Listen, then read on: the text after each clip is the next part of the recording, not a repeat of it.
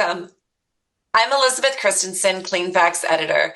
I'm joined by Paul Davis Restoration's Mike Hopkins. In April, Paul Davis Restoration appointed Mike CEO. So now that things have settled a bit, I thought it would be a great time to chat with Mike on his new role and experience in service brands and restoration. So, Mike, I know you have a long history with Paul Davis Restoration. For those of us who don't know you, could you tell us your background and what your role with the company looks like, and what motivated you to step up and become a leader in the business? Oh, thanks, Elizabeth. I appreciate the opportunity to be here and, your impact in our industry and sharing information and doing things like this is always so helpful. So thank you. For me, my background is quite diverse, but really starts mostly as a business owner. I spent the majority of my career still owning a business in the service industry, and then it was part of one of the first service brands, of which Paul Davis is as well. And back in 1997, when First Service acquired Paul Davis Restoration, I was always very curious about this brand and very excited. And so I worked with Paul Davis as in one of my other businesses and doing some work for Paul Davis locations. And over time, just really became enamored with this industry and what Paul Davis is about. I first came to Paul Davis in 2015 and worked basically to support and grow the operations team and the support structure for franchisees there, particularly around helping our franchisees in basically running their businesses the way they wanted to run them, setting goals and hitting goals and growing market share and people in their businesses all along. And so as things have gone on over time, I would just say that, I am more today excited about what we do every day and how when something goes wrong for someone in their home or their business, we have the opportunity to help them get back into bed or back into business. And with that, I get to do it with an incredible team. And so now, as CEO, I'm very grateful. I don't take the responsibility lightly to be able to be, a shepherd of this organization in a way that can lead us strongly into the future in a way that is done where we understand that the most important things happen in the field. So we really work on a field focused approach to doing that. So I'm very excited about the growth. Well, and that's just it. Paul Davis has really been growing. Could you tell me what's driving that growth and all your latest news and growth that you've been experiencing? You know, I would say, firstly, that the culture at Paul Davis has been strong for many, many years. We're 60 years old this year, and that's pretty special. Not many companies can say that. And that's really built on a legacy of incredible leadership over a long period of time and franchisees who have really put everything that they know in their lives on the line for their offices and their businesses and the team members that provide it. I wouldn't say it's a secret to growth. The real secret to growth is the folks that are doing this every single day. So our folks in the field, all the way down to our franchisees who really care a lot about becoming really the employer of choice in their market, but also to be the restoration contractor of choice in the market. And by really all stretches of the imagination, it really comes down to a moment by moment interaction with each person that we touch to do that. And so that starts with selection of franchisees, saying we say no to a lot of folks who are really good people, but may not be the best fit for our industry or how our brand goes about doing what we do.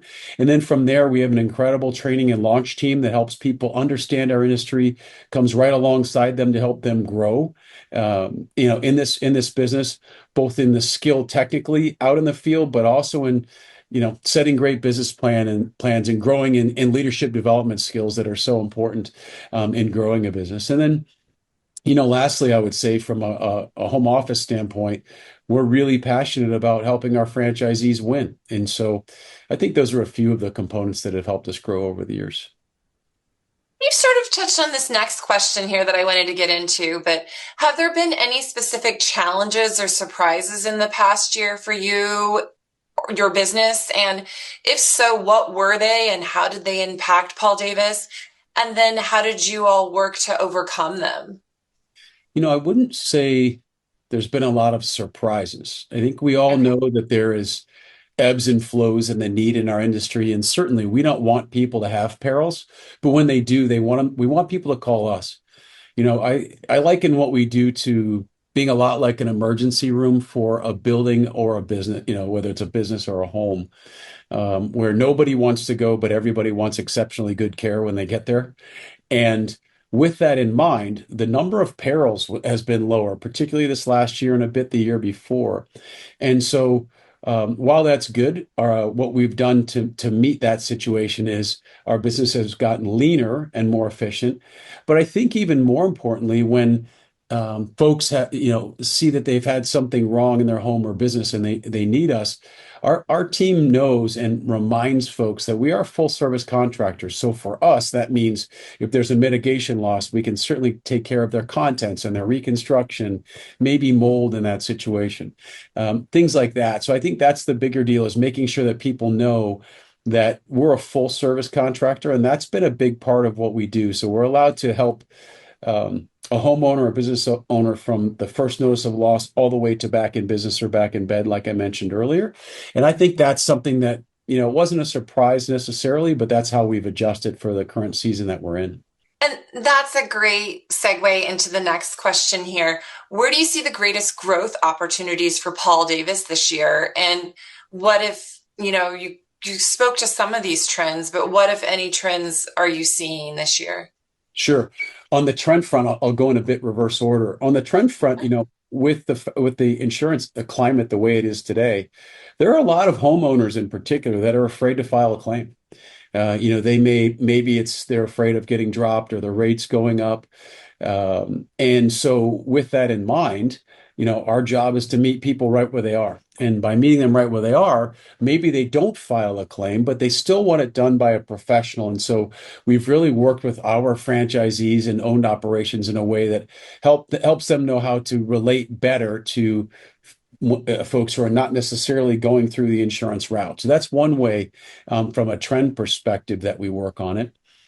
And I think on the other piece, from another growth opportunity for us, quite frankly, is to continue that angle. And as the complexity of the industry increases, the other way that we do that is we're using technology to help us make lives simpler for our folks in the field.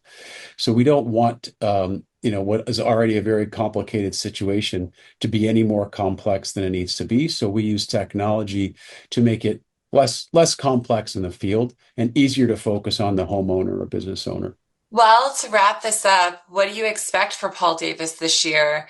And, I'm asking you to pull out your crystal ball here. What do you expect for the restoration industry as a whole?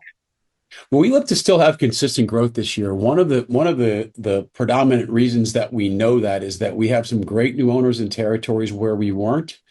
And even though we've got incredible coverage across the US and Canada, there are some areas where we still have some room, and we've filled those spots with very competent, very integrity-based owners that want to make a difference in their communities and really grow those businesses. So that's one way we do that. Plus, organically in each office, each one of our offices has a very clear plan to grow with the right people on their team.